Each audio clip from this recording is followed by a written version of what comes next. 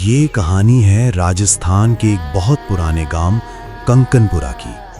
कंकनपुरा अपने रहस्यमयी किस्सों और डरावनी घटनाओं के लिए दूर दूर तक मशहूर था। शाम के ठीक 6 बजते ही गांव के सारे नौजवान लड़के अपने अपने घरों में दुबक कर बैठ जाते थे। इस डर के पीछे सिर्फ एक ही नाम था, मोहिनी। कहा जाता था कि अगर कंकनपुरा के किसी भी कोने में कोई नौजवान लड़का शाम 6 बजे के बाद घर से बाहर निकला तो मोहिनी उसे जिंदा उठा ले जाती थी। इसी वजह से शाम के 6 बजते ही पूरे गांव में सन्नाटा छा जाता था। ऐसा लगता था जैसे गांव में कोई रहता ही ना हो। बस गांव के कुछ पुराने इलाकों से बुजुर्गों की धीमी धीमी बातें सुनाई देती थीं। अरे मोहन, तेरा लड़का घर आ गया या नहीं? 6 बज चुके हैं। हाँ भाई, मेरा तो 5 साढ़े 5 में ही आ जाता है। देर होती है तो फोन करके बुला लेता हूँ। मैं तो अपने बेटे को दोपहर के 3 बजे के बाद बाहर ही नहीं निकलने देता। अरे भाई, इकलौता बेटा है, उसके अलावा इस दुनिया में मेरा है ही कौन। जब से ये मोहिनी वाला मामला शुरू हुआ है, लड़कों को औरतों की तरह घर में बैठाकर रखना पड़ता है। वो सब तो ठीक है, लेकिन बच्चे सुनते ही नहीं। कहते हैं कुछ नहीं होता, सब वहम है। अरे परसों ही तो गजेंद्र का लड़का 6 बजे के बाद बाहर गया और आज तक वापस नहीं आया। उसके माँ बाप का रो रो कर बुरा हाल है। मैं तो कहता हूँ सारे लड़कों को शहर भेज देना चाहिए, पर लड़कों के बिना घर सूना लगता है और एक बार शहर चले गए तो वापस भी मुश्किल से आते हैं। इसलिए शहर भेजने से बेहतर है इस मोहिनी का कोई इलाज निकाला जाए। इसी वजह से कंकनपुरा के सारे नौजवान लड़के अंदर ही अंदर बहुत परेशान रहते थे। जहां आसपास के गांवों में लड़के शाम को घूमते फिरते और पार्टियां करते थे, वहीं कंकनपुरा के लड़के शाम 6 बजे के बाद अपने घरों में बैठकर सुबह होने का इंतजार करते थे। उन्हीं लड़कों में से एक था राजू। राजू इस जिंदगी से पूरी तरह तंग आ चुका था। राजू शिवदयाल का बेटा था। एक दिन उसको अपने दोस्त के बर्थडे पार्टी में जाना था। उसने बहुत हिम्मत करके अपने पापा के पास गया और बोला, पापा, आज मेरे दोस्त का जन्मदिन है। उसने हम सबको रात में बुलाया है। क्या मैं जा सकता हूँ? नहीं बेटा, कहीं जाने की जरूरत नहीं है। चुपचाप अपने कमरे में बैठो, कल सुबह चले जाना। लेकिन पापा, जन्मदिन तो आज ही है, तो कल सुबह जाने से क्या फायदा? इससे अच्छा मैं ना ही जाऊं। तो सुबह चले जाते, रात में जाने का क्या मतलब? तुम्हें पता नहीं है क्या? मोहिनी ने पूरे गांव में आतंक फैला रखा है। हर दूसरे दिन कोई ना कोई लड़का गायब हो रहा है और तुम्हें घूमना है। पापा, ये सब अंधविश्वास है। कोई मोहिनी वोहिनी नहीं है।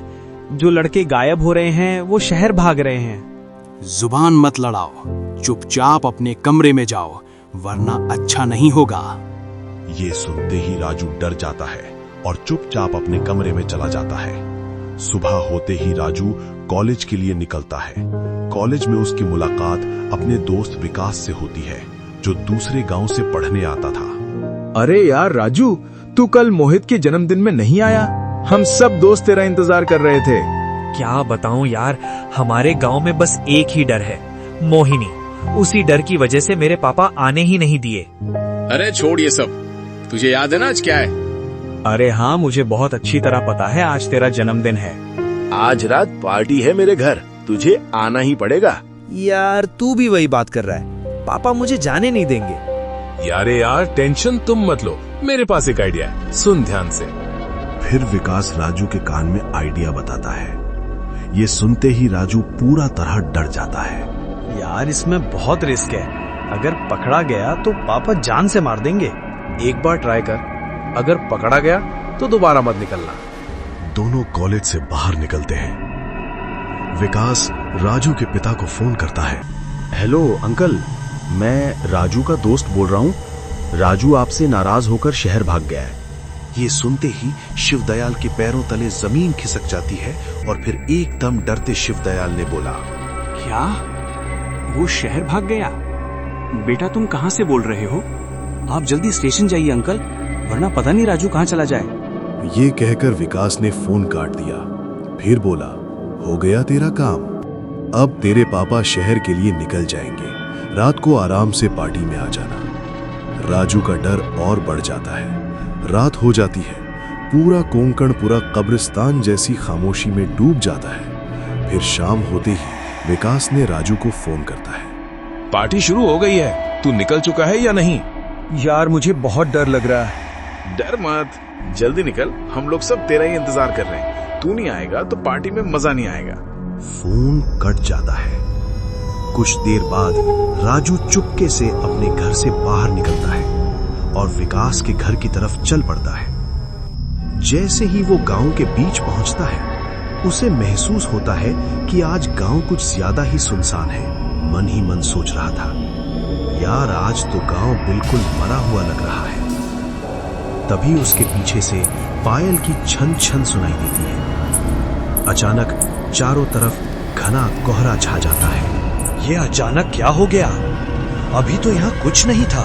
धीरे धीरे कोहरे के बीच से एक औरत सामने आती है। लाल साड़ी, पूरे शरीर पर खून के धब्बे और डरावना चेहरा। राजू की सांस अटक जाती है। उसके मुंह से एक आवाज तक नहीं निकलती। वो डर के मारे अपने घर की तरफ भागता है, लेकिन मोहिनी पल भर में उसके सामने आ जाती है और अगले ही पल राजू को जमीन से उठा लेती है। उस दिन के बाद ना कभी राजू मिला, ना ही उसके बारे में किसी को कुछ पता चला। कंकनपुरा में मोहिनी का डर पहले से भी ज्यादा गहरा हो गया। मोहिनी का कहर अभी खत्म नहीं हुआ। आगे की कहानी जानने के लिए चैनल को सब्सक्राइब करें और वीडियो को लाइक करें।